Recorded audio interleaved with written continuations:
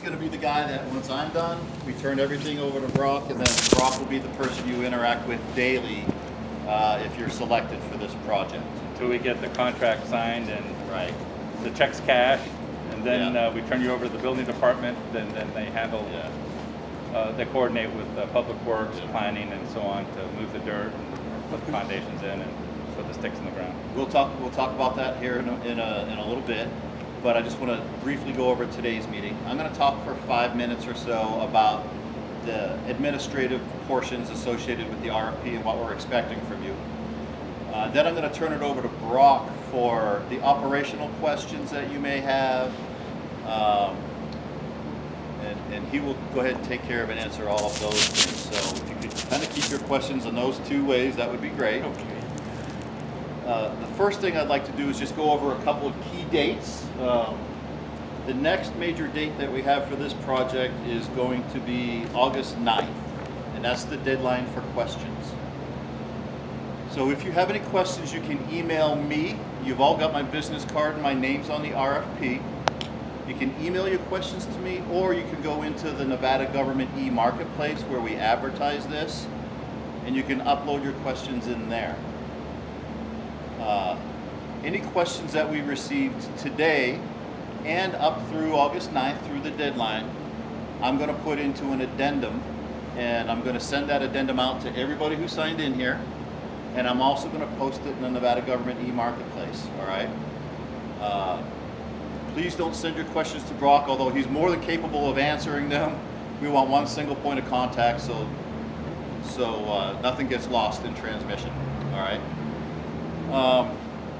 And then after that, we've given you guys a little over a month to go ahead and put your proposals together, and they're due September 16th. Now I want to remind you that proposals are due in NGEM, in the Nevada Government e-marketplace. We expect you to scan whatever you're giving us into one PDF and upload it there in the system.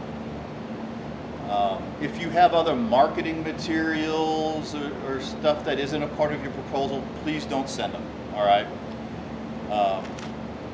What we're gonna do on September 16th, what I'm gonna do is I'm going to unseal all of the proposals.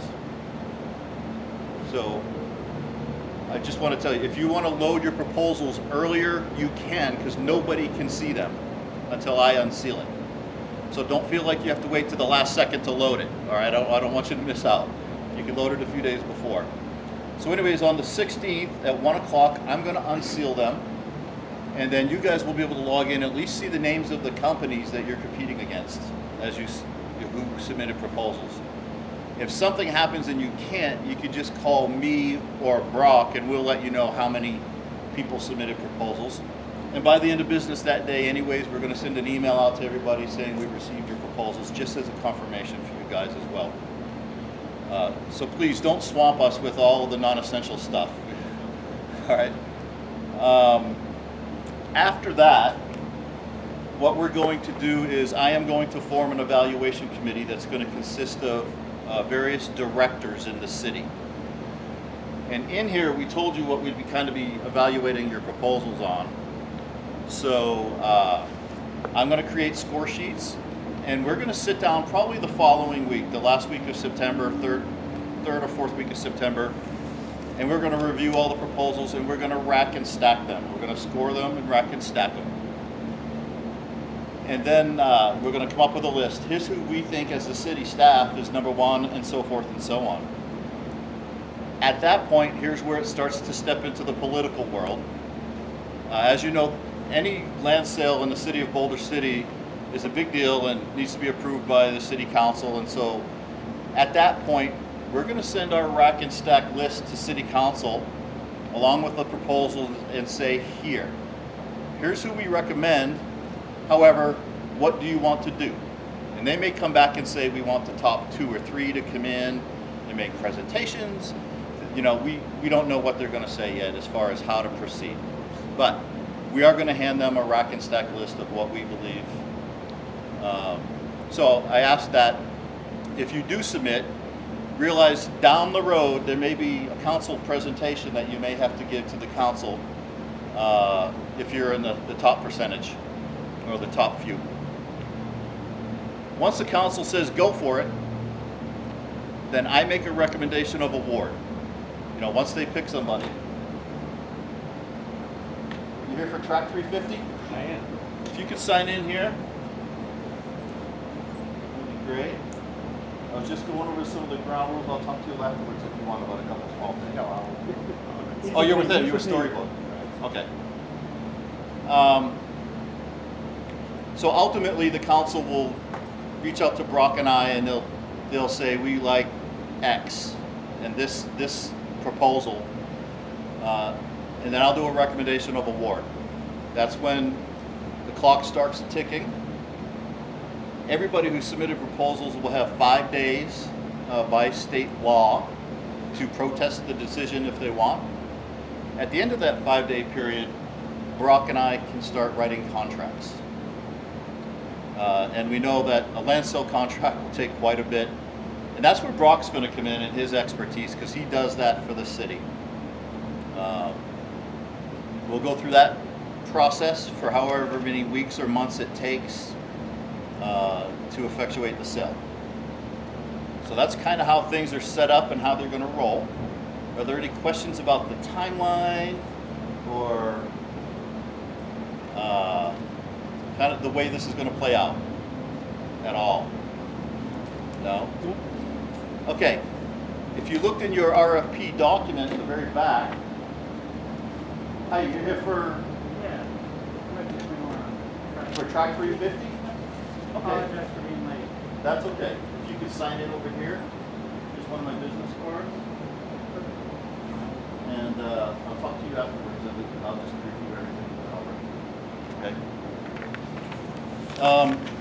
In the back of the RFP, we've got 5 exhibits we put in there. Exhibit A, B, C, D, and E, I think, which are just things about your company and your references and stuff like that. Please make sure you fill those out and attach them to your proposal. That's really all I have from the administravia of this whole process. Are there any questions before I turn it over to Brock for the operational things?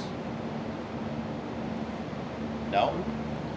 Brock, the floor is yours. Go for it. On the evaluation criteria, the first thing that people immediately think of, the most important thing is price. This is one of those instances where it's not the factor, it's just a factor. The city council made it very clear that they want to find a proposal or a mix of proposals that meets what they envision is right for the community. I wish I could tell you what their vision was. Just when we think we know what it is, they go on a different tangent.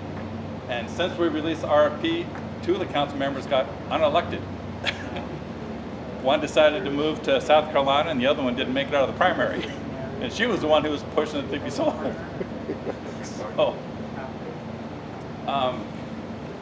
but the ones who were elected are still all pro, let's sell the land. So we don't have to worry about that issue. So when you put your package together, don't worry about are we beating the highest bidder, because the highest bid price isn't necessarily the deciding factor. It's the best bid package. In the bid proposal, you notice what we emphasize, we'd like to see multiple proposals from you. That's straight from the city council. That's unusual. Usually you put forth your highest and best proposal. They're wanting to see what types of product are out there and what could be delivered. For example, if you want to propose apartments on part of the project, I'm not going to tell you not to. But if you know our growth control ordinance, that might make it a little more challenging to finance. But apartments could happen. Garden condo projects might work better, as an example, than some of the things I've talked about. Also unusual is this particular project is going to require a stormwater system that runs along here, then he checks out to the canal that's on the other side of Buchanan. They were looking at possibly financing that with a special improvement district. However, Boulder, we like to be difficult, Several years ago, the voters passed a voter initiative that said any bond over $1 million they had to approve. So that pretty much means the city doesn't bond anymore. So that's why we're encouraging applicants to show in their proposal what it would be if the city put it in, knowing that it might take forever and might delay your project, or what your proposal would be if you put that infrastructure in. We have the engineering for it already if you'd like to see it. I can't remember if we included it in the bid materials or not, but we can get that, we can make that available. You want to make a note of that, Paul? The engineering what? For the Bristol Cone stormwater improvements. Yeah, we didn't include it. Yeah. Bristol Cone stormwater engineering. We can report? post that engineering so you can see what was engineered about 5 years ago. Can't imagine the standards have changed a whole lot. It'll be a part of the addendum.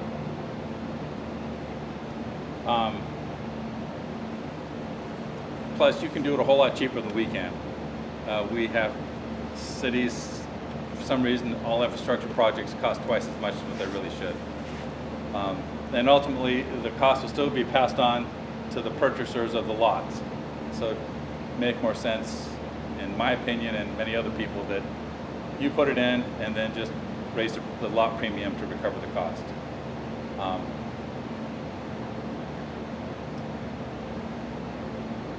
Because of our growth control ordinance, we recognize that taking down all 45 acres at once puts a heavy burden on you to carry extra land that you're not building on for a couple years. So in your proposal, make sure you outline how you propose to take the land down and any considerations that you would propose to make your proposal better than the other guys' takedown proposal. Storybook, for example, when they did the project that's just across the street, this project here, which is Boulder Hills, I think, it was taken down in 3 phases. On our growth control ordinance, there are games you can play with it to try to take advantage of, at least for the first year.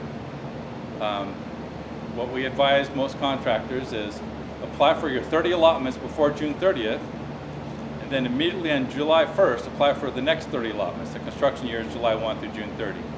So right out the gate, you would have 60 where you can start construction. And then it's 30 allotments every construction year thereafter. You can reserve up to 2 years in advance. You just can't start construction on those reserved allotments till that reservation year. Our market seems to be improving, at least in Boulder. The housing prices here are considerably more than what you see over the hill. The lot sizes tend to be larger here, but I know people are buying homes. I was surprised at some of my friends who bought homes over in their development. I didn't know they made that much.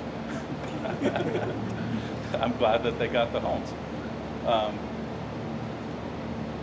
The golf course, as with other golf courses over the hill, there's no guarantee it will always be there. The city doesn't have plans to get rid of it. It's finally making money. So why would we get rid of something that's finally it's in the black? But we would want to make sure you disclose that to all potential buyers. And I know it won't stop the lawsuits 20 years from now, but at least the disclosure's on the deed. So make that clear. And again, the city doesn't have any plans to close it. It's a very popular golf course. By way of information, in 2 years, NCAA Division II and Division III college championships are going to be held here at Boulder Creek. So we're kind of proud of our golf course. So, and we just signed a new maintenance contract, so it should be looking even better here in the very near future. As far as viewing the site, we weren't planning to take anyone on a field trip since it's kind of hard to miss. You just drive on the roads. I wouldn't recommend parking on Adams, but you can park anywhere in the dirt along here. It is soft, so don't get too far off the asphalt, or you might be asking one of your competitors to push you out. And just how soft it is. If you were out here a couple months ago when the solar project was blading, they found it was all blow sand, and it was just one dust city. whereas the other solar projects didn't have that problem. It's just, this happens to be a pocket of below sand. Also, if you walk the site, it's prime snake season, so make sure you always walk with someone slower than you. Same rule goes for bears. I hate snakes. The only good snake's a dead snake at a distance. Once the city council selects someone, they might select you to develop the whole 45 acres and sell you the whole thing. Or if you only propose on 20 acres and someone else wants the other 25 acres, it might be split. It all depends on the proposals and how they're received. Your proposal doesn't have to be the same product type for the entire 45 acres. We recognize that this part, for example, is challenging. Once you put a public street down the middle, your lot depths aren't the greatest. So we recognize that these lots might be a different product type than what you would build along here, where you might have, by way of example, not saying it has to be this way, but 70 by 140 foot deep lots. Different product altogether. So your proposals, that's why we're encouraging a variety of product types with your proposals. And it's possible that if you submit 2 or 3 proposals, the city council might select you to buy the land, but then they may ask you to select something from proposal A and something from your proposal B and something from your proposal C because they happen to like what you proposed. So be prepared that that might happen in the political area.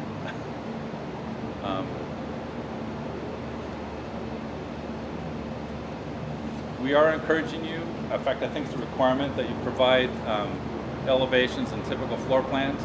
You're not tied to developing those elevations and floor plans. It's mostly so the city council can get an idea what you build and so that they're comfortable with your product type. They're all too familiar with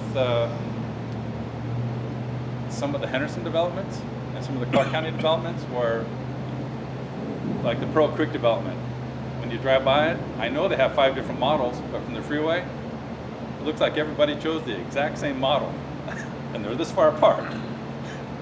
And the city council, they don't want things this far apart. They want something that matches our community. Now, that doesn't mean you're going to have 20-foot setbacks between homes, because times are changing. But they do want to see a variety of product types and what you're proposing for setbacks. If our existing zoning ordinances don't match what you would like to propose, with your proposal, please include some sample zoning text you would like us to consider for a new zoning ordinance. That was something that the city council also directed us to solicit. Our zoning hasn't changed since 1960. It's mostly because not a lot happens here. So they haven't had to innovate like they have over the hill. So if there's some new zoning type of regulations you would like us to consider with the proposal, please submit those with your proposal. That'll help alleviate the need for variances in the future if the adopted zoning matches what you'd like to do. I know our city council is not very happy about granting variances, so you want to try to avoid a situation where you're asking for a variance from, say, the front setback or the street width or something like that. Just be upfront and include that in your proposal and perhaps sample language to guide that decision.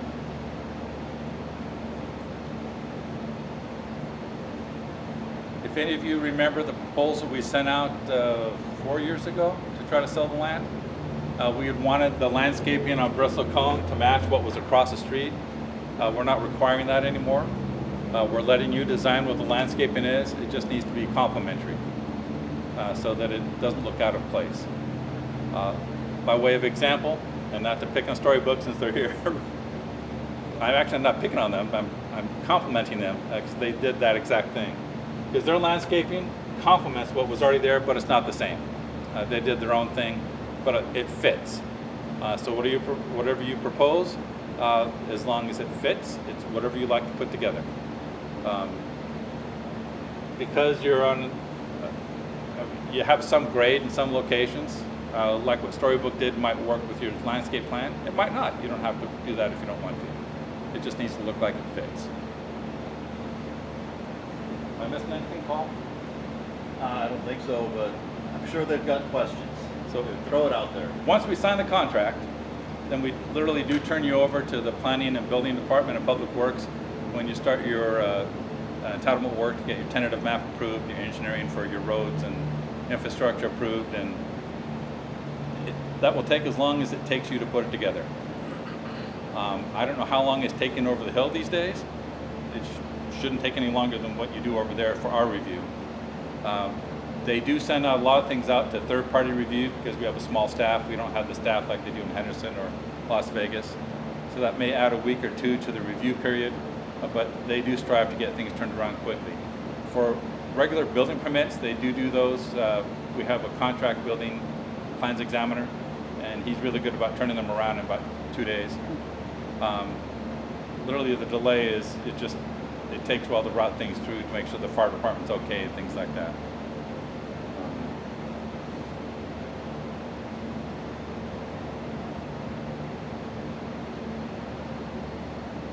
With your proposal, also be sure to indicate where you'd like to have your roads placed, at least your road entrances.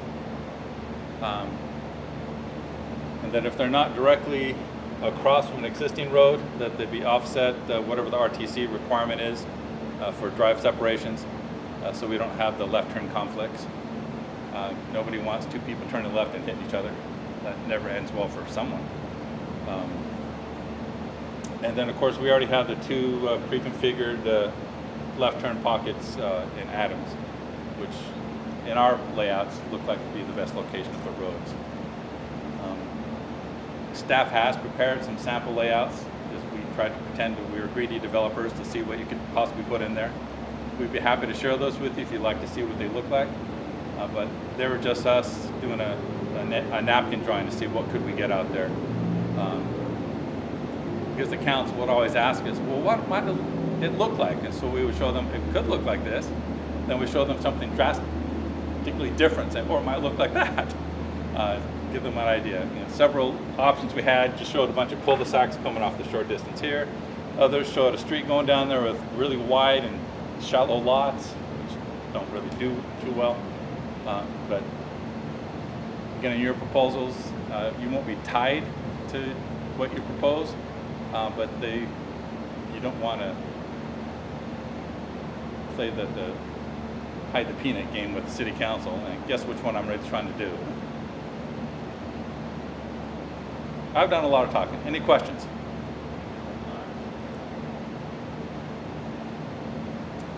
And so, what's the development period? So once the contract has been awarded, It's however long it takes you to put your paperwork together and get Public Works and planning to review it and approve it. Our most recent one, the initial phase took about a year. I'm not sure why. It could be engineering shortage, I don't know. But it wasn't because we took that long, it's just that's how long it took for things to be prepared, red lines to be corrected, and so on. If you've ever dealt with the building departments and they have red lines, often it's not the building department delaying getting things approved, it's you send it back to your architect to fix it, and it's the delays with him because they're swamped. Or engineers, if you outside engineering firms, they have a lot of work, and it could be that just gets booked at the bottom and they wait till they get to it. So it could be a year, it could be 6 months, it's however long it takes you to put your package together. As far as installing improvements, you have a better idea than I would about how long that takes, and the shortage of contractors to do the work. I know for road contractors, there's not a lot of them these days, they're all busy. NDOT's seems to have a monopoly on taking everybody these days.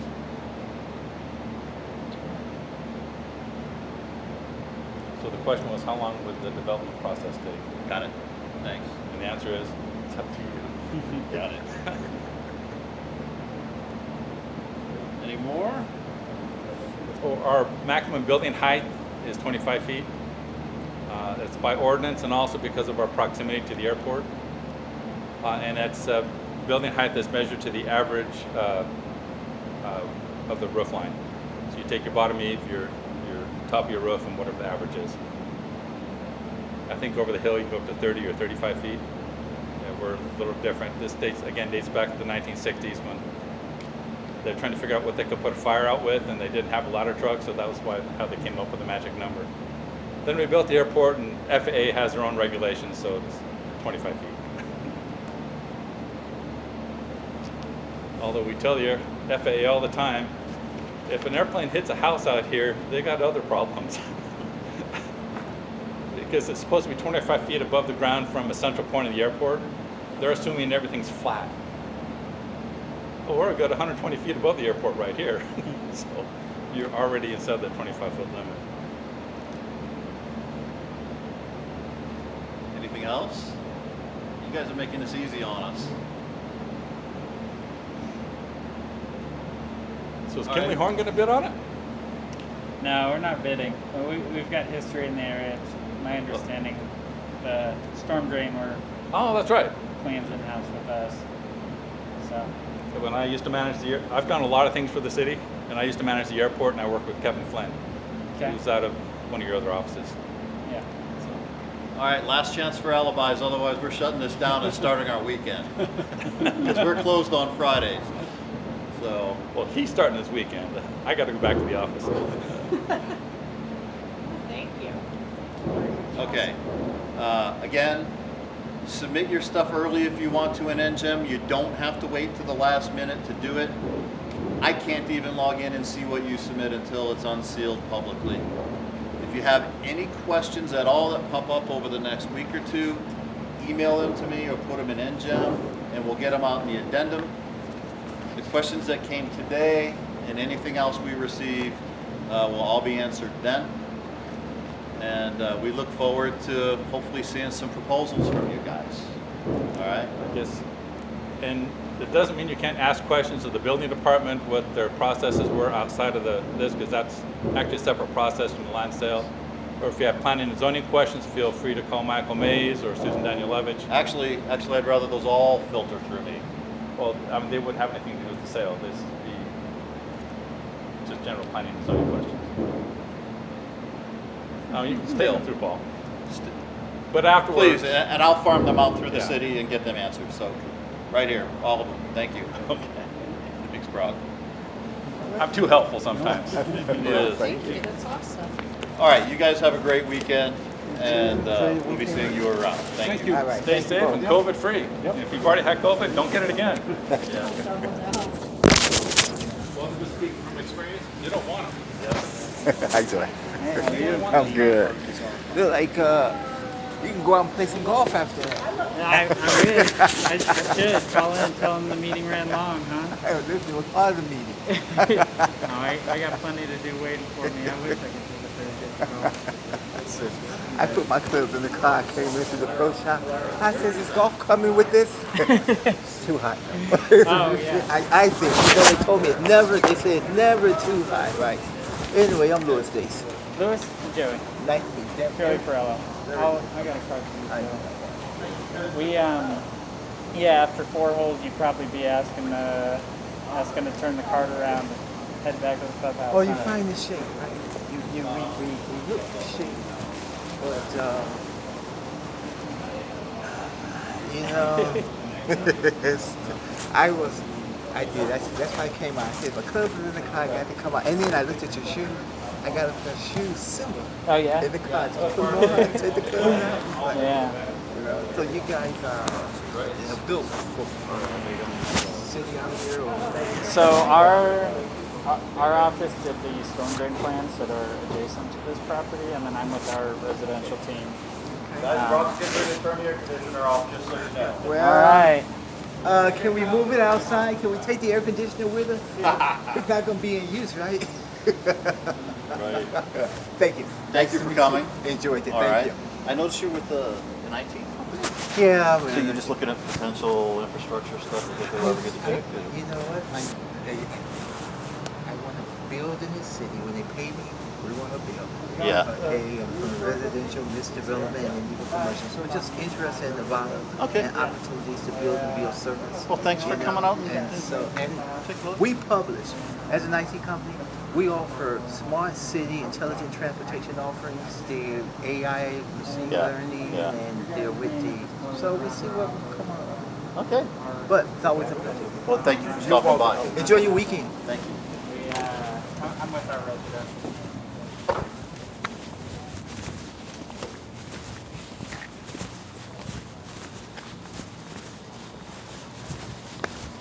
Oh, 1 o'clock.